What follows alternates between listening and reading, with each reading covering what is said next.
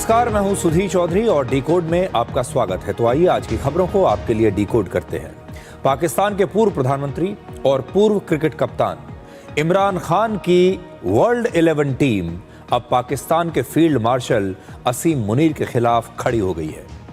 इमरान खान की इस टीम में 5 देशों की क्रिकेट टीम के 14 पूर्व क्रिकेट कप्तान हैं और इनमें सुनील गावस्कर और कपिल देव, वेस्ट इंडीज से सर क्लाइव लॉयड, ऑस्ट्रेलिया के एलन बॉर्डर, ग्रेग चैपल और उनके भाई इयान चैपल और इंग्लैंड के डेविड गॉवर जैसे दिग्गज खिलाड़ी शामिल हैं जो किसी ज़माने में इमरान खान के साथ क्रिकेट खेल चुके हैं, उनके राइवल्स रह चुके हैं। इन खिलाड़ियों ने एक चिट्ठी लिखकर पाकिस्तान सरकार से अपील की है कि वो तुरंत जेल में इमरान खान का इलाज कराएं और जेल में इमरान खान के साथ सम्मानजनक तरीके से पेश आएं। इन पूर्व कप्तानों की ये चिट्ठी खेल भावना की सबसे बड़ी मिसाल है और आज हम क्रिकेट के इसी ब्रदरहुड को आपके लिए डिकोड करेंगे। इसके बाद हम आपको बताएंगे कि कैसे दिल्ली में 10वीं क्लास में पढ़ने वाले एक 17 साल के छात्र ने अपनी स्कॉर्पियो से कुचलकर 23 साल के एक युवा को मार डाला।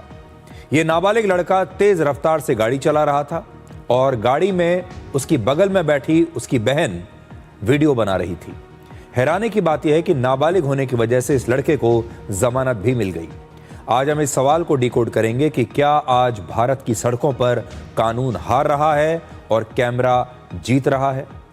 और आखिर में आपको फ्रांस के राष्ट्रपति इमैनुअल मैक्रों के भारत दौरे की तस्वीरें दिखाएंगे। आज क्या क्या हुआ सब कुछ बताएंगे। लेकिन सुबह सुबह मुंबई के मरीन ड्राइव पर मौजूद वहां के लोग तब हैरान रह गए जब उन्होंने राष्ट्रपति मैक्रों को सड़क पर जॉगिंग करते हुए देखा। सबसे बड़ी बात यह है कि अब भारत और फ्रांस मिलकर भारत में ही एक ऐसा हेलीकॉप्टर बनाएंगे जो दुनिया के सबसे ऊंचे पर्वत माउंट एवरेस्ट की ऊंचाइयों पर भी ऑपरेट कर सकता है। लेकिन सबसे पहले आपको बताते हैं कि इमरान खान के बचाव में कैसे उनके पूर्व प्रतिद्वंदी खिलाड़ी आ गए हैं। ये आज की सबसे खास खबर है जो आपको पाकिस्तान में क्या हो रहा है ये तो बताएगी ही, लेकिन जीवन की कुछ सच्चाइयां भी आपके सामने रखेगी। तो पाकिस्तान के पूर्व प्रधानमंत्री और वहां के क्रिकेट टीम के पूर्व कप्तान इमरान खान की वर्ल्ड 11 टीम अब पाकिस्तान के फील्ड मार्शल असीम मुनीर के खिलाफ आकर खड़ी हो गई है।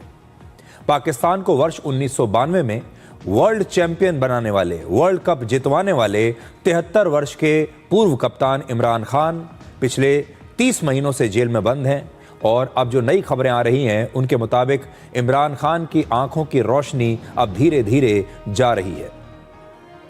ये सारी खबरें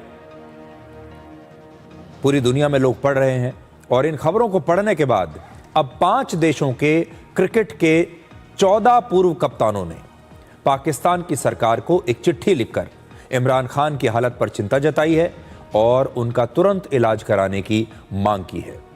और इन 14 कप्तानों में सुनील गावस्कर और कपिल देव भारत से हैं, वेस्ट इंडीज के सर क्लाइव लॉयड हैं, ऑस्ट्रेलिया से Allan Border, Steve Waugh, Greg Chappell और इयान चैपल जैसे कप्तान हैं, इंग्लैंड के डेविड गॉवर और नसीर हुसैन हैं और न्यूजीलैंड के जॉन राइट जैसे बड़े बड़े दिग्गज खिलाड़ी शामिल हैं जो किसी ज़माने में अपनी टीम के कप्तान रह चुके हैं। ये सारे वो खिलाड़ी हैं जो अब इमरान खान को लेकर चिंतित हैं।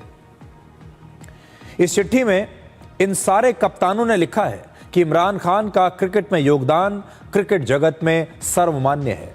कप्तान के रूप में उन्होंने पाकिस्तान को वर्ष 1992 के वर्ल्ड कप में ऐतिहासिक जीत दिलाई थी और ये जीत कौशल, आत्मविश्वास, नेतृत्व और खेल भावना पर आधारित थी जिसने सीमाओं के पार कई पीढ़ियों को प्रेरित किया।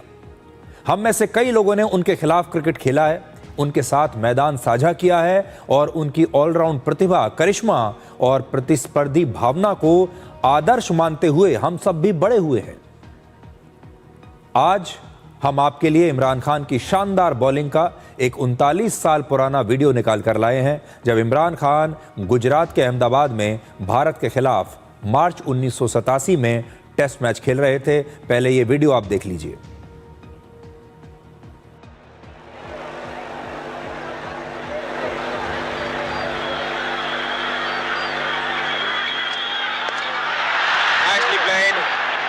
Very authentic cover drive, but straight to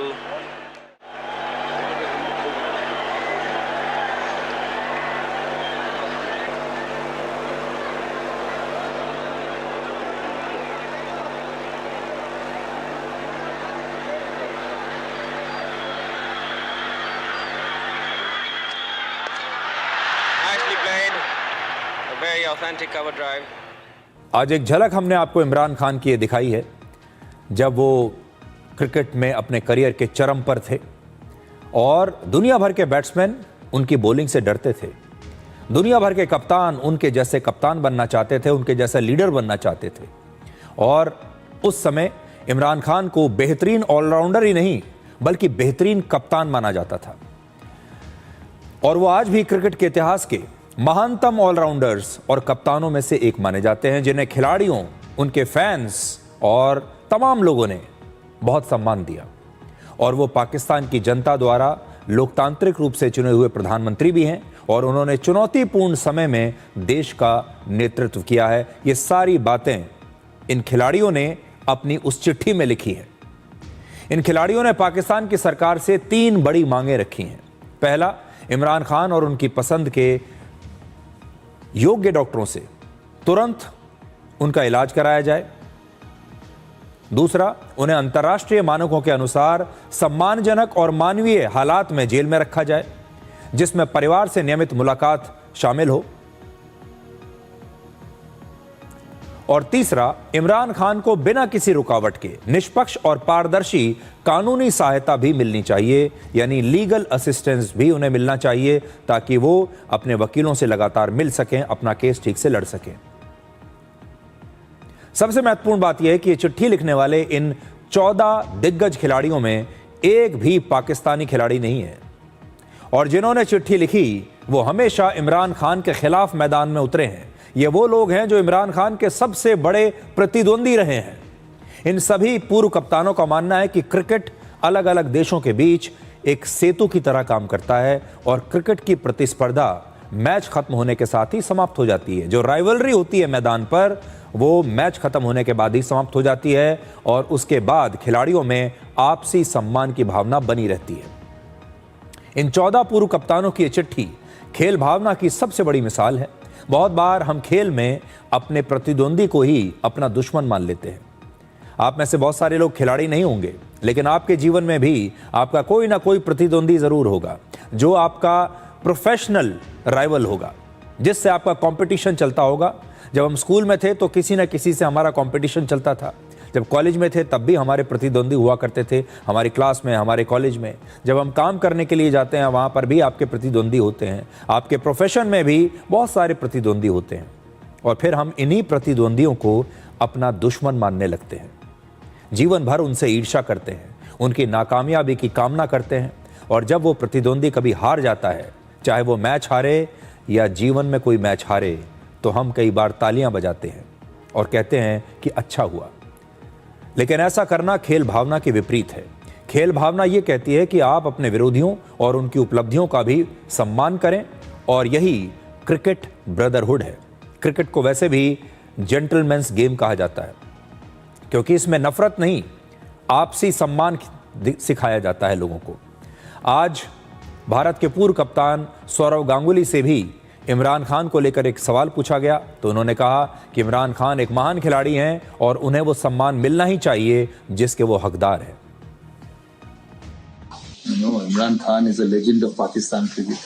Politics is jagah, but he's actually got Pakistan cricket to the world map in the 1991 World Cup. Imran, Wasim, Waqar.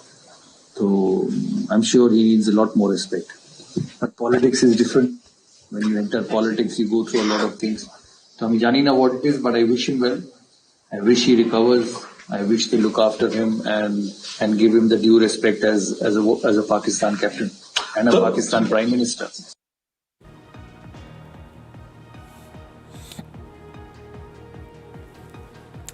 Cricket के इन दिग्गज खिलाड़ियों की इमरान खान के लिए चिंता बहुत जायज़ है। वैसे तो भारत के लोगों ने हमेशा पाकिस्तान के बड़े बड़े नेताओं से, वहाँ के शासकों से, वहाँ के डिक्टेटर से, वहाँ के आर्मी जनरल से नफरत ही की है, क्योंकि पाकिस्तान के इन नेताओं ने, इन सेनापतियों ने, इन आर्मी जनरल्स ने भारत का बहुत नुकसान किया है, हमारा बहुत खून बहाया है। लेकिन पाकिस्तान का एक शख्स ऐसा भी है जो पाकिस्तान का प्रधानमंत्री बना तब भी, और जब वो क्रिकेट खेलता था तब भी भारत के लोगों ने कभी उससे नफरत नहीं की, और वो शख्स है इमरान खान। आज इमरान खान को चाहने वाले लोग भारत में भी उतने ही हैं जितने पाकिस्तान में होंगे या दुनिया में कहीं और होंगे। इमरान खान ने एक खिलाड़ी के तौर पर भारत को न जाने कितनी बार हराया और पाकिस्तान के प्रधानमंत्री के तौर पर भी उन्होंने कभी भारत के लिए अच्छी बातें नहीं की, क्योंकि वो कह ही नहीं सकते थे, ये दो दुश्मन देश हैं। लेकिन उनकी शख्सियत ऐसी है कि लोग उनसे कभी दिल से नफरत नहीं करते। और आज भी इमरान खान की क्रिकेट की उपलब्धियों की वजह से, उनकी शख्सियत की वजह से दुनिया भर के लोग उन्हें पाकिस्तान की छवि से अलग करके देखते हैं। पूरी दुनिया में पाकिस्तान की छवि बहुत नेगेटिव है, इसके बावजूद इमरान खान को पाकिस्तान से अलग करके ही देखा जाता है। और पाकिस्तान की राजनीति में भी इमरान खान के लिए यही कहा जाता था कि वो एक आउटसाइडर है जो कुछ नया करने की कोशिश कर रहे हैं। इमरान खान सिर्फ पाकिस्तान के पूर्व प्रधानमंत्री नहीं हैं, बल्कि एक ग्लोबल क्रिकेट आइकन है और उन्होंने पाकिस्तान के क्रिकेट को पूरी दुनिया में एक नई पहचान दिलाई। और इमरान खान की कप्तानी में ही पाकिस्तान ने अपना पहला और एकमात्र वनडे क्रिकेट का वर्ल्ड कप 25 मार्च 1992 को जीता था।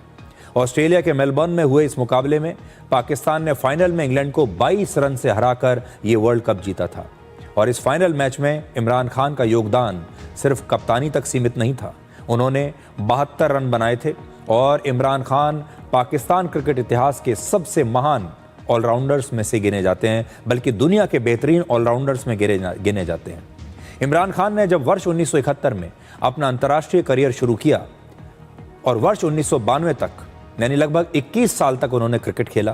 तेज गेंदबाजी और बेहतरीन बल्लेबाजी में माहिर इमरान खान ने टेस्ट क्रिकेट में 362 विकेट लिए और 3807 रन बनाए। वनडे क्रिकेट में भी उन्होंने 182 विकेट लिए और 3709 रन बनाए। क्रिकेट में एक और बड़ी उपलब्धि इमरान खान के नाम है, जो आईसीसी के हॉल ऑफ फेम में दर्ज है। 1980 के दशक में वर्ल्ड क्रिकेट पर वेस्टइंडीज की टीम बुरी तरीके से हावी थी। कहा जाता था कि वेस्टइंडीज की टीम को हराया नहीं जा सकता। तब इमरान खान की कप्तानी में वेस्टइंडीज के खिलाफ पाकिस्तान ने तीन टेस्ट मैचों की जो सीरीज थी उसे ड्रॉ करवाया था और पाकिस्तान की टीम को वेस्टइंडीज की टीम हरा नहीं पाई थी। हमने आपको बताया था इमरान खान की दाहिनी आंख की 95% रोशनी जा चुकी है और पाकिस्तान के सुप्रीम कोर्ट ने यह आदेश दिया था कि इमरान खान की आंखों का इलाज जल्द कराया जाए। आज पाकिस्तान की सरकार ने दावा किया है कि रविवार यानी 15 फरवरी को इमरान खान की आंखों की जांच करवाई गई है और उनकी आंखों की रोशनी में, उनकी स्थिति में सुधार हो रहा है। है जिसका नाम हमें दिया गया और हमने कहा ठीक है वो भी आ जाए और हम चेकअप कराते हैं, सारा कुछ होता है। जब दोनों चीजें हो गई तो कहा गया कि नहीं, ऐसे नहीं, आप उसको 1 हफ्ते के लिए हॉस्पिटल एडमिट करें, हम उसके अलावा कुछ नहीं मानेंगे। इसमें मैंने कहा जी 1 हफ्ता नहीं 2 हफ्ते भी हो सकते हैं हॉस्पिटल एडमिट करना पड़ जाए, अगर डॉक्टर रिकमेंड करेंगे तो हम 100% करेंगे। पॉलिटिकल रहनुमाओं ने कहा जी हम मुतमईन हैं और हम अपने लोगों को जाके बताते हैं सारा कुछ।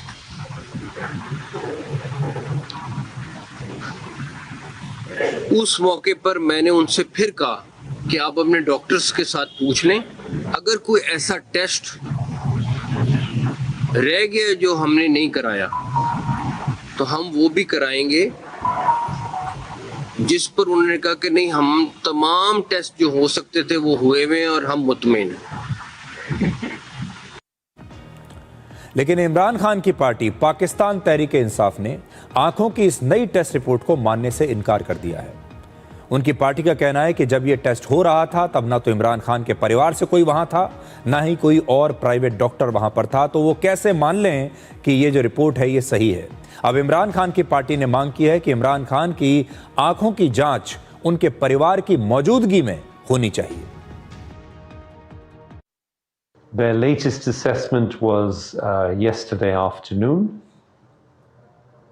And based on this, the results of their investigations and this latest assessment, they told us that in their view, Mr. Khan had shown significant improvement as a result of treatment, and his vision had improved significantly as well. I would be extremely happy if I was able to confirm that this was the case. Unfortunately, because I have not seen him myself and have not been able to participate in his care or to talk to him, I am unable to either confirm or deny the veracity of what we have been told. I would appeal again to the authorities to please allow me or my colleague Dr. Faisal Sultan, or ideally both of us, as well as physicians, retinal specialists nominated by Mr. Imran Khan's family and based in Islamabad, to be allowed to see Mr. Khan and to participate in his care, and most importantly, that all further care be carried out at the Shifa International Hospital in Islamabad, which we feel is appropriately equipped and of a suitable standard to ensure that Mr. Imran Khan gets the best possible care. आज इतना तो ज़रूर कहना पड़ेगा कि ये जो 14 पूर्व क्रिकेट कप्तान हैं जिन्होंने इमरान खान के साथ कभी किसी ज़माने में क्रिकेट खेला है, जो इमरान खान के राइवल्स रहे हैं, इन्हें कितनी बार इमरान खान की टीम ने हराया भी होगा, लेकिन आज इनकी प्रशंसा करनी चाहिए। इन्होंने बता दिया कि क्रिकेट ब्रदरहुड क्या होता है, इन्होंने बता दिया कि असली खेल भावना क्या होती है, और इन्होंने ये भी बता दिया कि जो भी राइवलरी है, जो भी दुश्मनी है, सिर्फ मैदान के अंदर तक रहती है, मैदान के बाहर सब एक दोस्त हैं और क्रिकेट बहुत बड़ा है। इसलिए आज इन सारे खिलाड़ियों की हिम्मत की दाद देनी चाहिए और आज इनकी तारीफ करनी चाहिए क्योंकि ऐसे मुश्किल समय में जब इमरान खान को सबने अकेला छोड़ दिया, ये लोग इमरान खान के बचाव में सामने आए हैं। दूसरी बात, भारत और पाकिस्तान जैसे जो देश हैं, यहाँ पर क्रिकेट की ताकत बहुत बड़ी है। क्रिकेट एक बहुत बड़ी सॉफ्ट पावर है और जब राजनीति काम नहीं आती, जब इमरान खान की अपनी पार्टी इस समय कमज़ोर साबित हो रही है क्योंकि वहाँ पर उनका दमन हो रहा है, ऐसे में क्रिकेट के इन दिग्गजों की ये चिट्ठी अपने आप में एक न्यूक्लियर बॉम्ब की तरह है।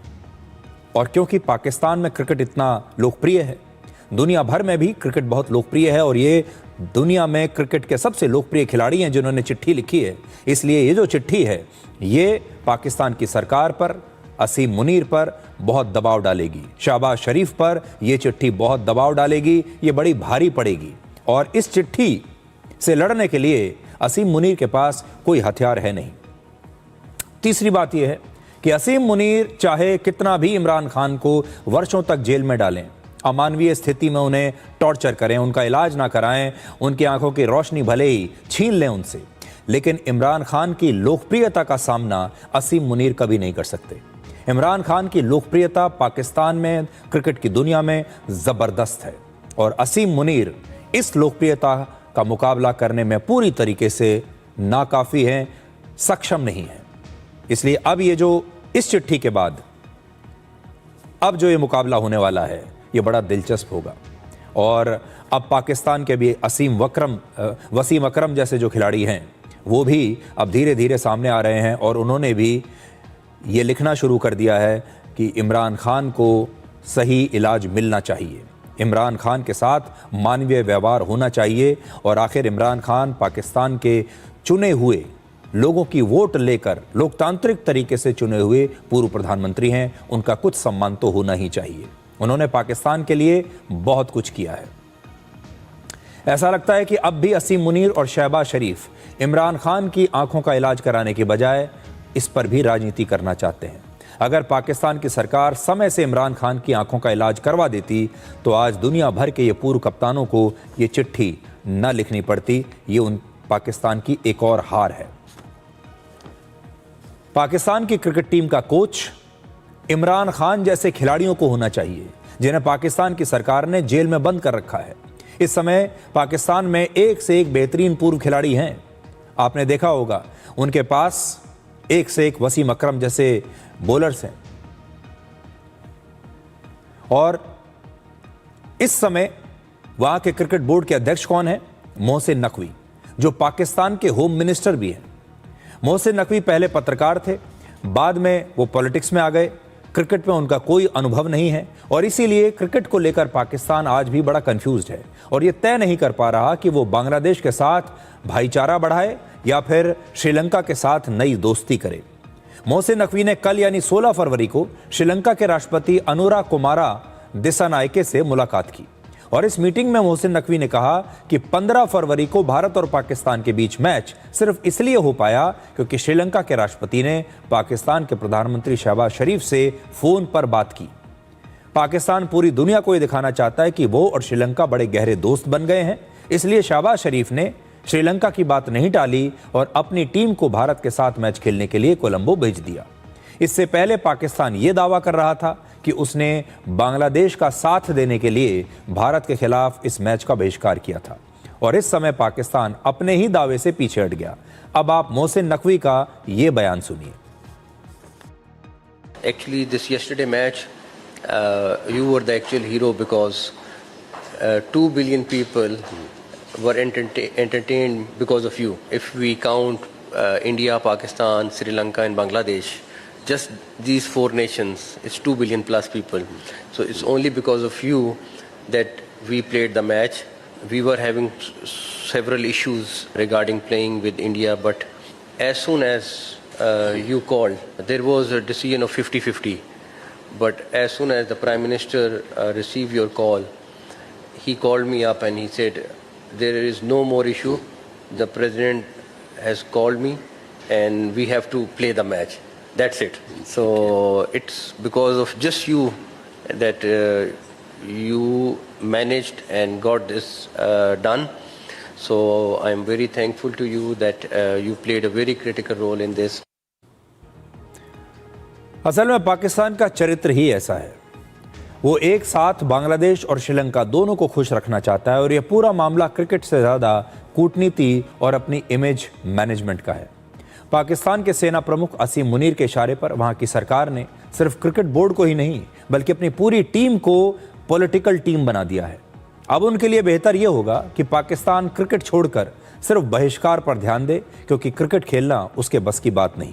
बहिष्कार के बाद पाकिस्तानी टीम को न हार का डर होगा और न ही उन्हें जो है अपने पॉइंट्स की चिंता होगी।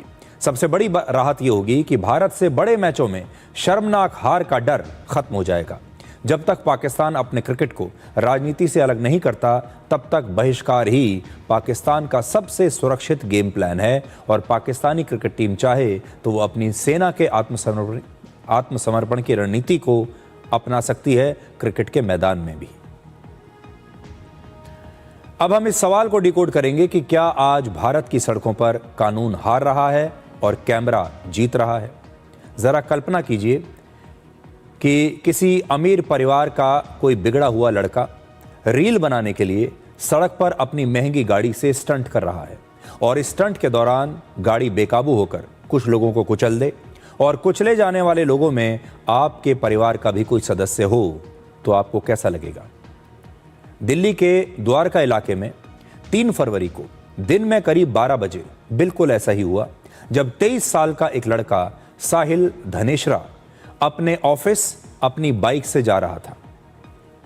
उसी दौरान एक दूसरा लड़का जो सिर्फ 17 साल का था, 17 साल का ये लड़का अक्षत्रा सिंह रॉन्ग साइड से अपनी स्कॉर्पियो गाड़ी से एक बस को ओवरटेक कर रहा था। 17 साल का ये लड़का तेज रफ्तार से गाड़ी चला रहा था और बगल में बैठी उसकी 23 साल की बहन उसका वीडियो बना रही थी और इसी दौरान रील की शूटिंग करते करते साहिल को उन्होंने कुचल दिया और साहिल की मौके पर ही मौत हो गई। इसी स्कॉर्पियो ने एक कैब को भी टक्कर मारी जिसमें कैब ड्राइवर भी बुरी तरह से घायल हो गया।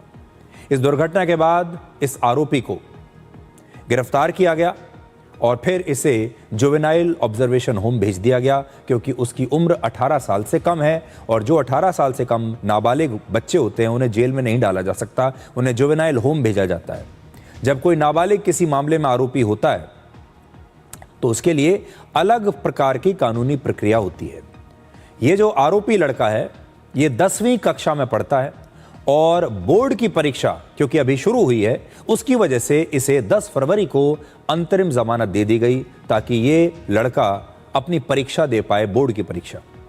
और जब इस लड़के को जमानत मिली तो उसके बाद मृत लड़का जो है साहिल, उसकी मां का सब्र टूट गया। हमारे देश में जैसा कि ज्यादातर रोड दुर्घटनाओं में होता है, पैसा खर्च करके गवाहों को खरीदकर महंगे वकीलों की मदद से आरोपी अक्सर बच जाता है।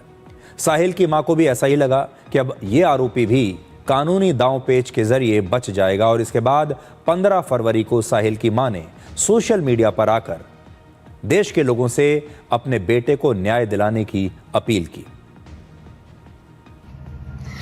मैं इना साहिल दिनेशरा की मदर, सिंगल पेरेंट, मैंने अपने बच्चे को 23 साल से एज ए सिंगल मदर पाला है और एक रईसजादे की स्कॉर्पियो जो कि स्पीड की रील और स्टंट मारने के लिए अपने घर से गाड़ी लेके निकले थे अनलाइसेंस्ड। उस लड़के को गाड़ी चलानी भी नहीं आती, ही वॉज अनलाइसेंस्ड ड्राइवर। उसने 3 फरवरी को मेरे मासूम बच्चे को अपनी गाड़ी से ऑन द स्पॉट उड़ा दिया। मेरे बच्चे को उड़ा दिया उसने। I am a helpless mother alone. I request all media and people of Dwarka to come forward to help me, please. I request, I beg as a mother, please save your children. Please save your children and help me also. Please come forward. आज हम साहिल की मां का यही दर्द आप सबके सामने लेकर आए हैं। वो एक सिंगल मदर हैं और उनके इकलौते बेटे की सड़क दुर्घटना में इस तरह से मौत हो गई, जो अच्छी बात नहीं है।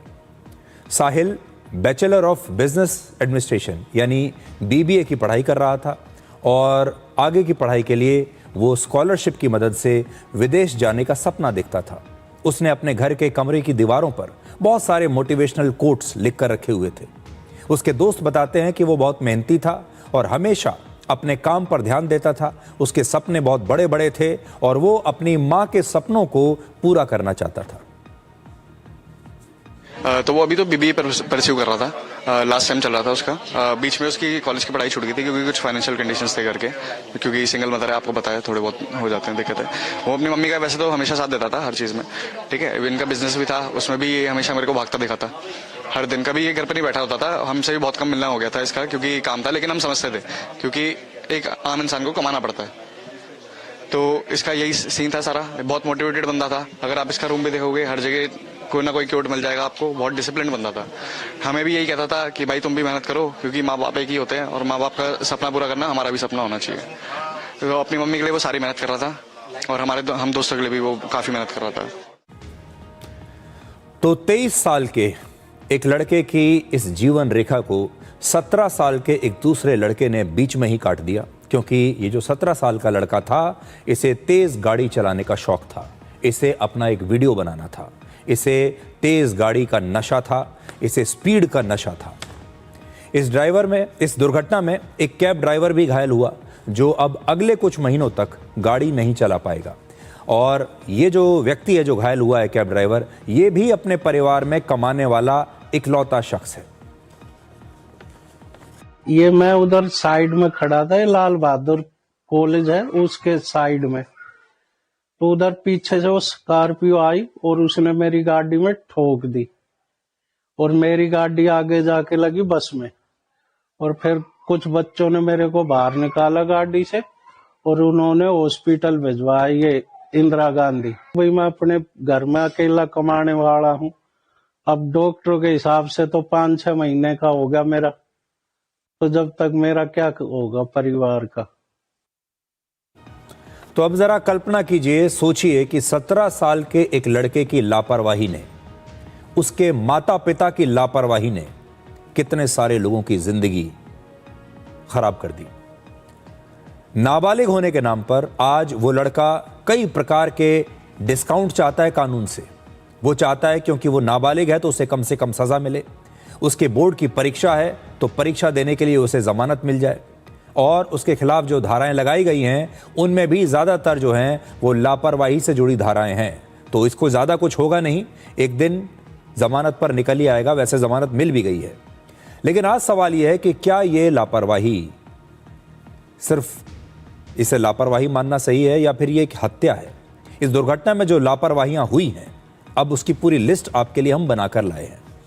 पहली लापरवाही तो यह है कि कार चलाने वाला लड़का सिर्फ 17 साल का एक नाबालिग लड़का है। इसे कार कैसे मिली? इसके हाथ में ये गाड़ी आई कैसे? और क्या इसके माता पिता को यह नहीं पता था कि उनका नाबालिग लड़का गाड़ी लेकर बाहर जा रहा है? दूसरा, यह लड़का रॉन्ग साइड से ओवरटेक कर रहा था, तेज रफ्तार से गाड़ी चला रहा था और उसके पास गाड़ी चलाने का लाइसेंस भी नहीं था। उसके बावजूद यह लड़का गाड़ी लेकर सड़क पर आया कैसे?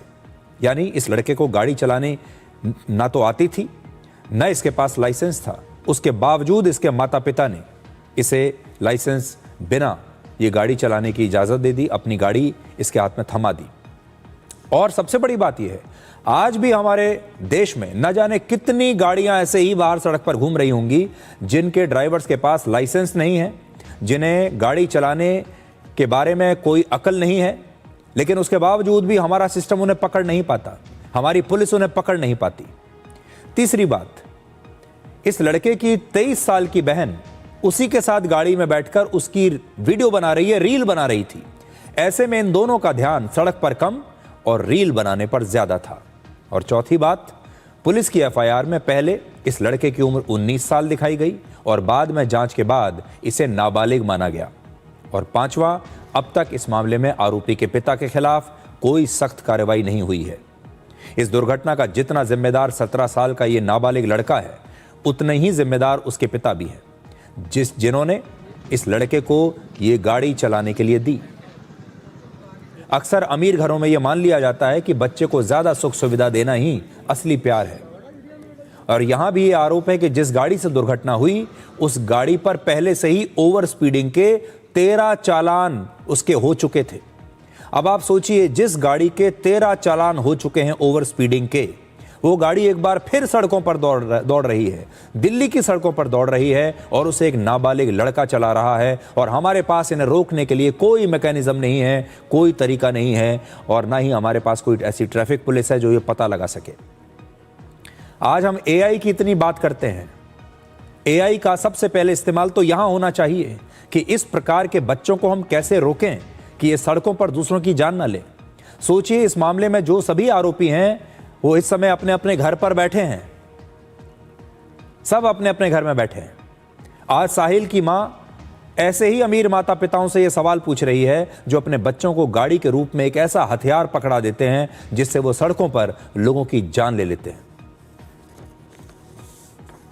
ये जो एक्ट है, ये इनकी क्रिमिनल एक्टिविटी दिखाता है कि जिन बच्चों को ये लगता है कि हम कुछ भी करेंगे रोड पे जाके और हमारे माँ बाप के पास पैसे हैं तो हमें कोई पनिशमेंट नहीं होगी, हम कुछ भी कर सकते हैं। ये क्रिमिनल मेंटालिटी है, ये कोई गलती नहीं है। ये इसको सिर्फ एक एक्सीडेंट नहीं बोल सकते, क्योंकि ये घर से फन वीडियो बना रहे थे, स्टंट, और इनकी रील के चक्कर में मेरे बच्चे की ज़िंदगी चली गई। वहाँ पे और भी स्टूडेंट पढ़ते हैं, उनकी भी ज़िंदगी जा सकती थी। अगर और बच्चे उस रोड पे खड़े होते, उनकी भी ज़िंदगी जा सकती थी। ये क्रिमिनल मेंटालिटी शो करता है। और जिन बच्चों के पास, जिनको ये लगता है कि हमारे पैसे के दम पे हम कुछ भी कर सकते हैं, हमारे को कोई पनिशमेंट नहीं होगी, और वो पैसे के दम पे सिस्टम को अपने हिसाब से मोड़ सकते हैं, ये ऐसे लोगों की मेंटालिटी दिखाता है। क्योंकि इस लड़के के पहले भी बहुत सारे ओवर स्पीडिंग के चालान हैं, उसके बाद भी इसके बाप ने इसको रोका नहीं है, उसके बाद भी इसके पास कंटिन्यू गाड़ी है, ये बार बार गाड़ी लेके रोड पे निकल रहा है, इतने सारे इसके ओवर स्पीडिंग के दिल्ली के चालान हैं, उसके बाद भी इसके बाप के ऊपर भी अभी तक कोई एक्शन नहीं हुआ, हमारे पास कोई रिपोर्ट नहीं आई है उसकी।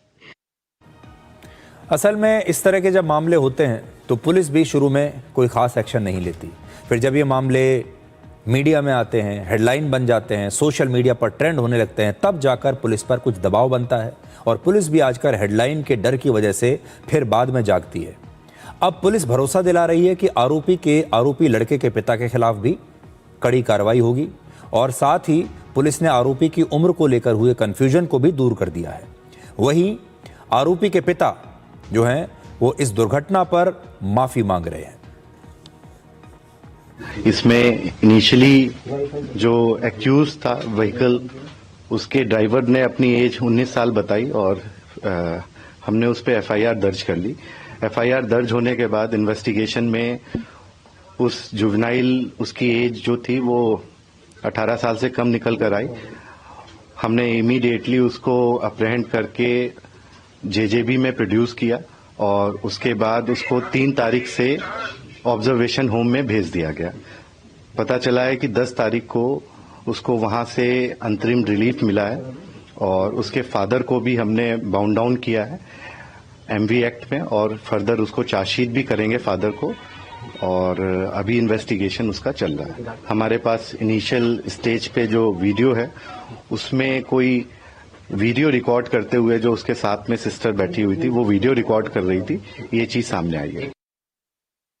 गलती है, मैं वेरी वेरी सॉरी मांग रहा हूँ। मैं प्रेजेंट में नहीं था, इसके लिए मैं वेरी वेरी बहुत सॉरी। बहुत गलती हुआ है, बहुत बड़ी गलती। जो कानूनी प्रक्रिया से होगा आदेश, मैं उसका पालन करूंगा। जो आरोप लगाया है मान है साइड की कि फन रील्स बना रहे हैं, क्या पहले भी वो गाड़ी लेके निकले थे, ऐसी रील्स बनाया करते थे? नहीं, ये मुझे सब ज्ञान में नहीं था और रील्स नहीं, वीडियो था, एक छोटा वीडियो है जो आप भी देख सकते हैं। अब महंगे महंगे वकील आ जाएंगे इस पूरी तस्वीर में और वो ये सुनिश्चित करेंगे कि इस माँ को इंसाफ ना मिले। वो ये सुनिश्चित करेंगे कि 17 साल का ये लड़का, इसे नाबालिग साबित कर दिया जाए और कानून से इसे कम सज़ा दिलवाकर बाहर रखा जाए। अब सोचने वाली बात यह है कि जो लड़का इतनी तेज़ रफ्तार से स्कॉर्पियो जैसी गाड़ी चला सकता है वो नाबालिग कैसे हो सकता है? जो जुवेनाइल बोर्ड इस मामले में न्याय करेगा उसे ये देखना होगा कि इस लड़के की उम्र भले ही 17 साल हो या पता नहीं कितनी भी होगी, लेकिन जो लड़का इतनी तेज़ रफ्तार से स्कॉर्पियो गाड़ी चला सकता है उसे आप नाबालिग कैसे मान सकते हैं? यानी वो हर काम वो कर रहा है जो बड़े लड़के करते हैं। जो बालिग लोग जो काम करते हैं वो काम अगर नाबालिग करने लगें तो फिर उन्हें कैसे डिस्काउंट मिलेगा?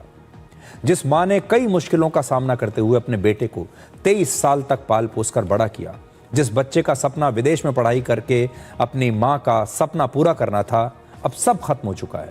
अब वो माँ अपने बेटे के न्याय के लिए न जाने कितने वर्षों तक अदालत के ऐसे ही चक्कर लगाती रहेगी। इस दुर्घटना से आप सभी के लिए 3 सबक हैं। पहला, सोशल मीडिया पर हिट होने के लिए किसी की जिंदगी को खतरे में न डालें। दूसरा, सड़क कोई रेसिंग ट्रैक नहीं है, यहाँ हर ट्रैफिक नियम का मानना जरूरी है क्योंकि एक गलती कई जिंदगियों को खत्म कर सकती है। और तीसरा, माता पिता की जिम्मेदारी बच्चों को सिर्फ अच्छे कपड़े या महंगी गाड़ी देना नहीं, बल्कि बच्चों को अनुशासन, कानून का सम्मान और जिम्मेदारी सिखाना भी है। नाबालिग के हाथ में गाड़ी देना सिर्फ लापरवाही नहीं है, हमारे देश में ये गंभीर अपराध है और इसकी सजा और ज्यादा सख्त होनी चाहिए। आज हम ये कहना चाहते हैं कि जो माता पिता इतनी बड़ी बड़ी गाड़ियों को अपने नाबालिग लड़कों के हाथ में सौंप देते हैं और फिर बाद में ये कहते हैं कि हमें तो पता ही नहीं था, हम तो जानते ही नहीं थे कि ये लड़का कब गाड़ी लेकर चला गया, ऐसे माता पिता के खिलाफ सख्त से सख्त कार्रवाई होनी चाहिए। तब जाकर ये माता पिता अपने बच्चों को रोकेंगे। आजकल आप सबको ये दिखाई देता होगा कि जब आप सड़क पर निकलते हैं, जब आप अपनी कॉलोनी में जाते हैं, सड़क पर निकलते हैं कहीं, तो आपको बड़ी संख्या में अब ऐसे लोग मिलते हैं जो तेज़ रफ्तार से इन बड़ी बड़ी गाड़ियों को चलाते हुए आपकी बगल में से निकल जाते हैं। आपकी किस्मत अच्छी होती है कि आप बच जाते हैं। जिस दिन किस्मत अच्छी नहीं होगी उस दिन साहिल की तरह आप भी किसी दुर्घटना का शिकार हो जाएंगे। लेकिन अब आपने ये देखा होगा कि ये बहुत ज़्यादा ही होने लगा है। आपके आसपास लगातार ये गाड़ियाँ तूफान की तरह आती हैं और इन्हें रोकने वाला कोई नहीं। और इन गाड़ियों को तूफान की तरह चलाने के बाद ये सब लड़के लड़कियां रील्स बनाते हैं, वीडियो बनाते हैं, अपनी जान खतरे में तो डालते ही हैं लेकिन दूसरों की जान को भी खतरे में डाल रहे हैं। और ये है नए भारत की नई महामारी। अब हम आपको भारत और फ्रांस की एक स्पेशल पार्टनरशिप का विश्लेषण दिखाएंगे।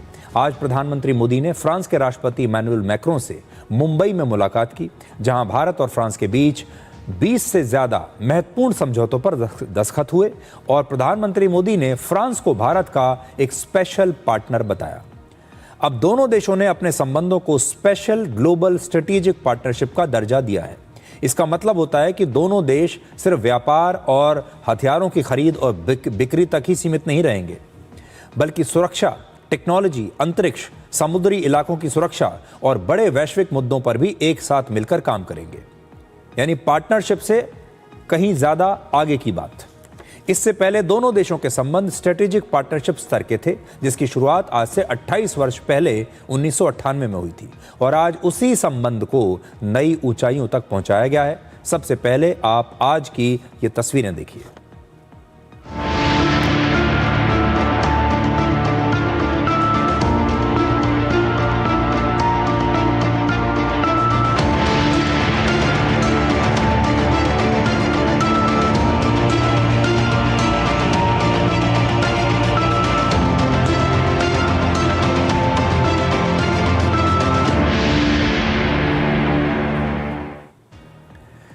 मुंबई में प्रधानमंत्री मोदी और राष्ट्रपति मैक्रो ने मिलकर एक जॉइंट प्रेस कॉन्फ्रेंस भी की और दोनों नेताओं ने मुंबई से ही रिमोट कंट्रोल से कर्नाटक के वेमगल शहर में टाटा और एयरबस की एक हेलीकॉप्टर असेंबली लाइन का उद्घाटन किया। असेंबली लाइन वो जगह होती है जहां हेलीकॉप्टर का ढांचा, इंजन, उसके पंखे और इलेक्ट्रॉनिक सिस्टम्स अलग अलग चरणों में जोड़े जाते हैं, असेंबल किए जाते हैं और फिर पूरा हेलीकॉप्टर बनकर तैयार होता है। और इसी असेंबली लाइन पर H-125 हेलीकॉप्टर्स का निर्माण होगा, जो दुनिया के सबसे ऊंचे पर्वत माउंट एवरेस्ट की ऊंचाइयों पर भी ऑपरेट कर सकते हैं। अब इस हेलीकॉप्टर की असेंबली भारत में ही होगी और इसे दुनिया भर में एक्सपोर्ट किया जाएगा। प्रधानमंत्री मोदी ने कहा कि भारत और फ्रांस की रणनीतिक साझेदारी अब आम लोगों की साझेदारी बन गई है और राष्ट्रपति मैक्रो ने भी बताया कि रफाल फाइटर जेट से लेकर सबमरीन सहित कई ऐसे क्षेत्र हैं जिसमें दोनों देश मिलकर अब काम कर रहे हैं। फ्रांस भारत के सबसे पुराने स्ट्रेटेजिक पार्टनर्स में से एक है और प्रेसिडेंट मैक्रो के साथ मिलकर हमने इस स्ट्रेटेजिक पार्टनरशिप को अभूतपूर्व गहराई और ऊर्जा दी है। इस विश्वास और साझा विजन के आधार पर आज हम अपने संबंधों को स्पेशल ग्लोबल स्ट्रेटेजिक पार्टनरशिप के रूप में स्थापित कर रहे हैं। हमें गर्व है कि भारत और फ्रांस मिलकर माउंट एवरेस्ट की ऊंचाइयों तक उड़ान भरने वाला विश्व का एकमात्र हेलीकॉप्टर भारत में बनाएंगे और ये पूरे विश्व को एक्सपोर्ट भी करेंगे। डिफेंस हो या क्लीन एनर्जी, स्पेस हो या इमर्जिंग टेक्नोलॉजी, हर क्षेत्र में हम अपनी इंडस्ट्री और इनोवेटर्स को कनेक्ट करेंगे। The question is no longer whether India innovates. The question is who will innovate with India? And France is the unique clear answer. We are here, we want to be here with you, and we are not leaving. Jai Ho, as we say in famous movie. So long live the Indo-French relationship. Thank you very much. आजकल प्रधानमंत्री मोदी की card diplomacy की भी बड़ी चर्चा हो रही है और आज प्रधानमंत्री मोदी और राष्ट्रपति मैक्रो ने भी एक साथ एक ही कार में सफर किया और आज आपको ये तस्वीर आप देखिए, इसे कार डिप्लोमेसी का नाम दिया जा रहा है।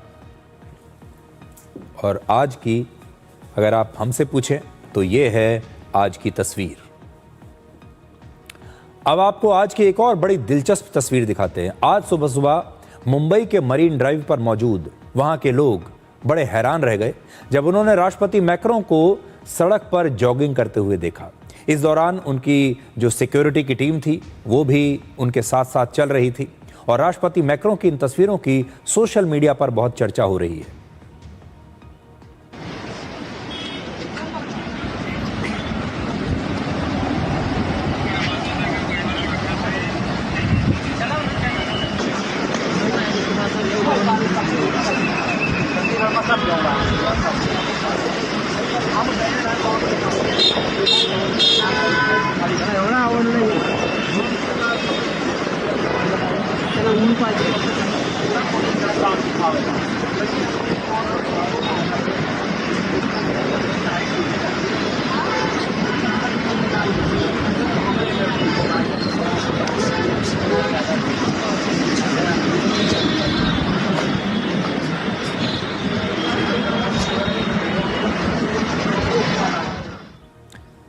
मैक्रों अपनी फिटनेस का बहुत ध्यान रखते हैं। इससे पहले पिछले साल दिसंबर में राष्ट्रपति मैक्रों चीन के दौरे पर गए थे और वहां पर भी उन्होंने ऐसे ही सड़क पर जॉगिंग की थी। उसकी तस्वीरें भी आप यहां देख सकते हैं।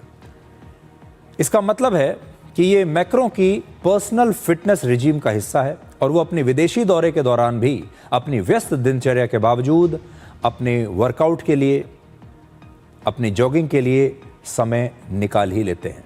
और इससे आप में से बहुत सारे लोग जो अक्सर ये सोचते हैं, जो कहते हैं कि आपका व्यस्त इतना शेड्यूल रहता है, आपके पास टाइम नहीं रहता फिटनेस के लिए, आप जिम नहीं जा पाते क्योंकि आप बहुत बिजी हैं। आप यहाँ मैक्रो से सीख सकते हैं कि मैक्रो इतने बिजी रहते हैं, इतने व्यस्त रहते हैं, भारत आए हुए हैं एक कितने इम्पॉर्टेंट यात्रा पर, उसके बावजूद भी उन्होंने अपनी फिटनेस के लिए टाइम निकाल ही लिया। तो अगर मैक्रो निकाल सकते हैं तो आप भी निकाल सकते हैं। और इस फिटनेस का फ़ायदा क्या होता है? इस फिटनेस का फ़ायदा ये होता है कि इमैनुअल मैक्रों को जब आप देखेंगे, अगर आप तस्वीर में आपको दिखाऊं, दुनिया के सबसे हैंडसम नेताओं में से एक वो है, जिनकी शारीरिक फिटनेस भी उतनी लाजवाब है, देखने में भी उतने ही अच्छे लगते हैं। और जब ये हाल ही में जब डावोस गए थे तो इनके आंखों में एक इन्फेक्शन हो गया था और उस समय ये एक सन ग्लासेस लगाकर हर जगह जाया करते थे और बहुत सारे लोग इन्हें किसी हॉलीवुड फिल्म के हीरो से कंपेयर करते थे। ये इनकी फिटनेस है।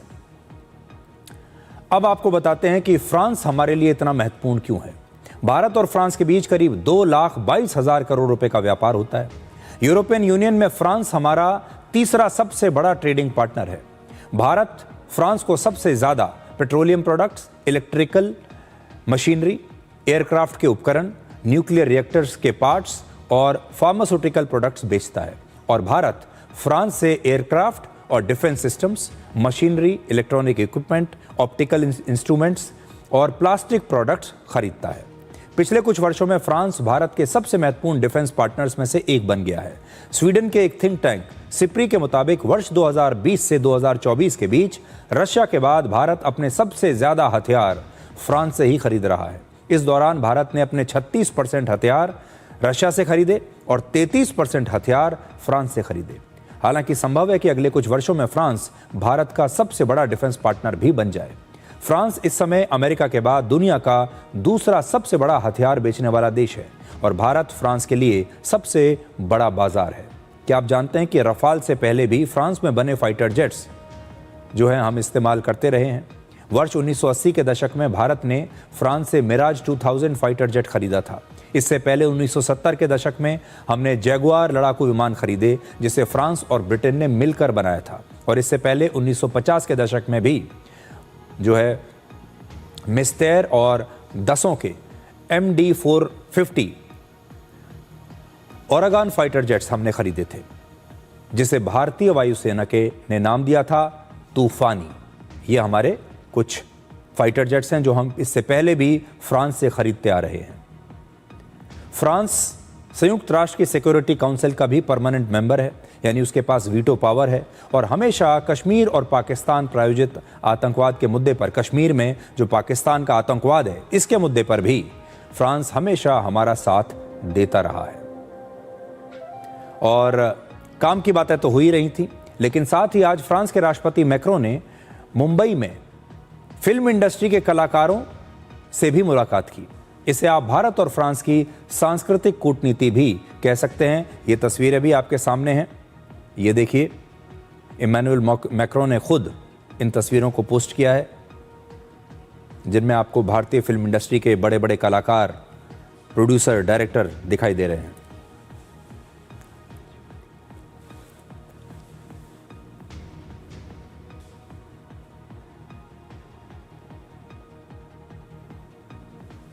अब एक छोटा सा ब्रेक और ब्रेक के बाद आपको बांग्लादेश के नए प्रधानमंत्री तारिक रहमान का शपथ ग्रहण समारोह दिखाएंगे और उनकी नई कैबिनेट के बारे में भी बताएंगे, जिसमें एक हिंदू सांसद को भी मंत्री बनाया गया है।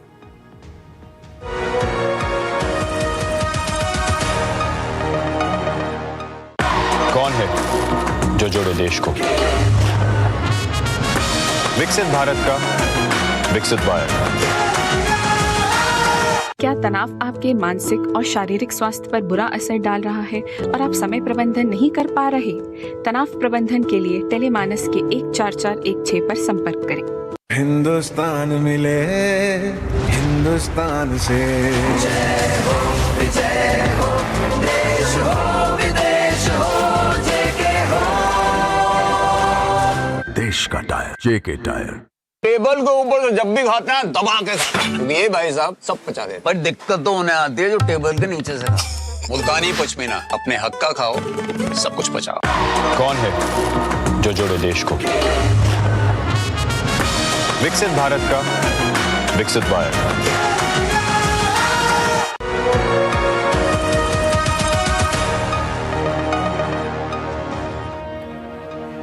आज बांग्लादेश के लिए एक ऐतिहासिक दिन है। 60 साल के तारिक रहमान बांग्लादेश के 11वें प्रधानमंत्री बन गए हैं। आज ढाका में वहां के संसद भवन के परिसर में उनका शपथ ग्रहण समारोह हुआ, जिसमें बांग्लादेश के राष्ट्रपति मोहम्मद शहाबुद्दीन ने तारिक रहमान को शपथ दिलाई। लगभग 35 साल के बाद ये पहला मौका है जब बांग्लादेश को कोई पुरुष प्रधानमंत्री मिला है, और इस दौरान वहां शेख हसीना और तारिक रहमान की मां खालिदा जिया बारी बारी से प्रधानमंत्री बनती रही। आज तारिक रहमान के साथ 45 नेताओं ने भी मंत्री पद की शपथ ली है। इस चुनाव में 3 हिंदू नेता चुनाव जीते और उनमें से एक को आज मंत्री बना दिया गया। इस कार्यक्रम में भारत और पाकिस्तान सहित सार्क के दूसरे देशों के नेता और मंत्री भी शामिल हुए। भारत की तरफ से लोकसभा स्पीकर ओम बिरला ने इस समारोह में भारत का प्रतिनिधित्व किया और उनके साथ विदेश सचिव विक्रम मिस्री भी थे। ओम बिरला ने शपथ ग्रहण के बाद तारिक रहमान से मुलाकात की और उन्हें प्रधानमंत्री मोदी की शुभकामनाएं दी और भारत आने का निमंत्रण भी दिया। अब आपको आज के शपथ ग्रहण समारोह की कुछ तस्वीरें हम दिखाते हैं।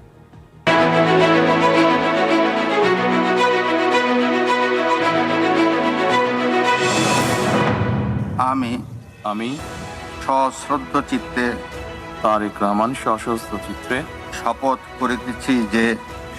করিতেছি যে আমি আইন অনুযায়ী সরকারের প্রধানমন্ত্রী পদের কর্তব্য বিশ্বস্ততার সহিত পালন করিব। গোপনীয়তার শপথ স্বাক্ষর করার জন্য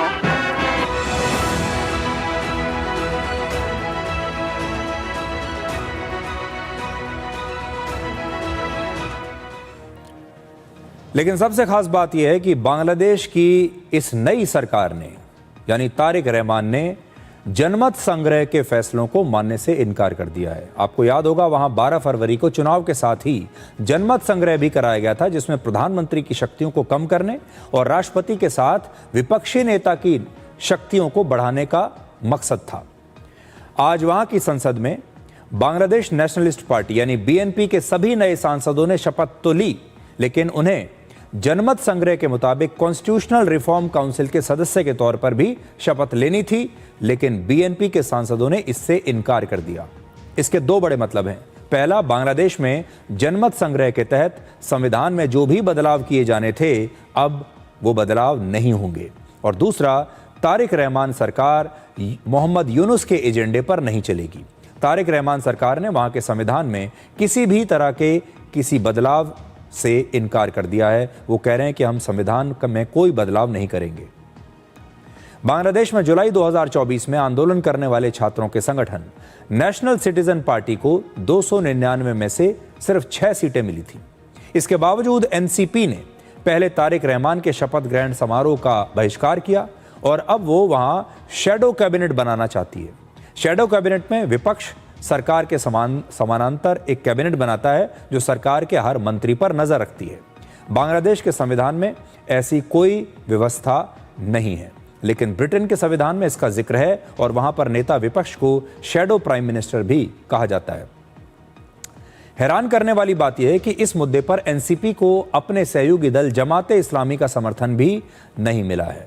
लेकिन बड़ी बात यह है कि मोहम्मद यूनुस ने जो चार्टर बनाया था, मोहम्मद यूनुस जब वो एक केयरटेकर सरकार अभी तक चला रहे थे, उन्होंने जो सोचा था कि वो बांग्लादेश के संविधान में बदलाव करेंगे और उन्होंने ये सोचा था कि अब प्रधानमंत्री की शक्तियों को वहाँ पर कम कर दिया जाएगा, जो विपक्षी नेता हैं उनकी शक्तियों को थोड़ा बढ़ाया जाएगा, राष्ट्रपति की शक्तियों को बढ़ा दिया जाएगा, और इसी के लिए उन्होंने ये जनमत संग्रह करवाया था। और इस जनमत संग्रह को, इन सारे बदलावों को वहां की जनता ने अप्रूव भी कर दिया था। मतलब ये सारी बातें जनता ने इसके लिए गो अहेड कर दिया था कि आप कर लीजिए। लेकिन ये सब इसलिए किया जा रहा था ताकि ये जो इससे पहले शेख हसीना के ज़माने में या खालिदा जिया के ज़माने में जो एक छत्र राज चलता था वहाँ के नेताओं का, उसे कैसे कम किया जा सके। लेकिन अब नए प्रधानमंत्री आए हैं और उन्होंने कहा है कि वो इनमें से कोई भी बदलाव नहीं करेंगे और जो जैसा था वैसा ही चलता रहेगा। अब एक छोटा सा ब्रेक और ब्रेक के बाद डिकोड जिंदगी में दिखाएंगे आपको आज का विचार।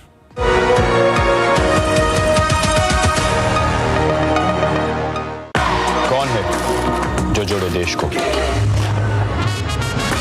विकसित भारत का विकसित भारत। गोल्डी मसाले के 100 ग्राम के स्पेशल पैक्स में फ्रेशनेस लॉक है। ऐसे गोल्डी मसाले जहां जाएं रिश्ते बनाएं। इस देश की हर माँ, बच्चे, बूढ़े, जवान, खिलाड़ी, डॉक्टर, इंजीनियर, सबको गाय भैंस की दूध की शक्ति पर भरोसा है। पर जब इन पशुओं को कपिला पशु आहार मिलेगा तभी तो दूध सिर्फ ज्यादा ही नहीं, शक्ति से भरपूर भी होगा। कपिला पशु आहार, देश का नंबर 1 पशु आहार। क्या आप परेशानियों से घिरे हैं? मन भारी है और कोई रास्ता नजर नहीं आ रहा? याद रखें, समाधान आपके पास है। टेलीमानस के निशुल्क नंबर 14416 पर कॉल करें। कहीं से भी, कभी भी, 24 घंटे यह सुविधा उपलब्ध है। यहाँ आपकी बात सुनी जाती है, समझी जाती है और आपको सही दिशा दी जाती है। आप अकेले नहीं हैं, मदद बस एक कॉल दूर है। कौन है जो जोड़े देश को? विकसित भारत का विकसित भारत।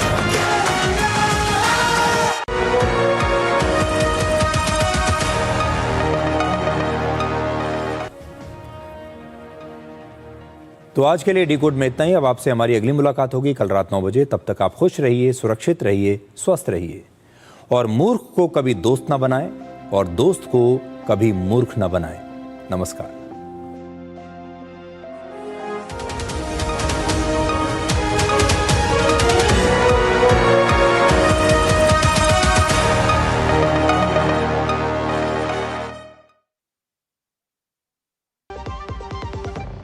भारत में सालाना हजारों लोग हाथी पांव नाम की